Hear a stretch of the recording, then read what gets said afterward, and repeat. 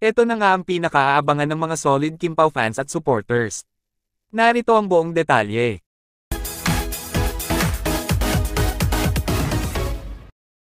Di na nga talaga matatawaran ang napakalakas na chemistry nina Kim Chiu at Paolo Avellino, o ang Kim Pao.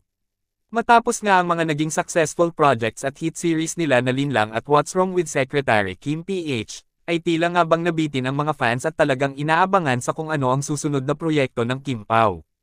At eto na nga, nasagot na ang mga panalangin ng bawat solid fan at supporter. Dahil sa naging recent post nga ng Star Cinema, ay di umano'y may inihahanda at magkakaroon na rin sa wakas ng sariling movie ang Kim Pao. Naiaanunsyo ngayong araw mismo, July 24 sa It's Showtime, nina Kim Chiu at Paolo Avellino.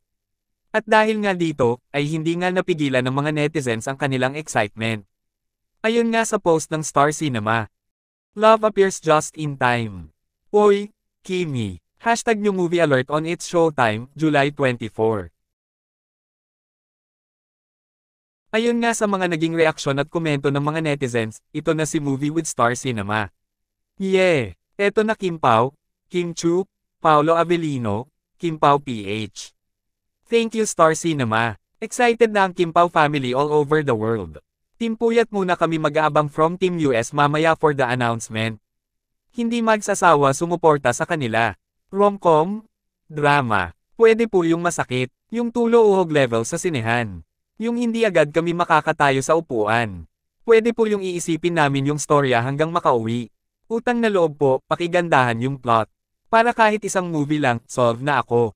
Kayo, anong masasabi nyo tungkol dito? Excited ka na rin ba sa movie ng Kim Pao? Just comment down below.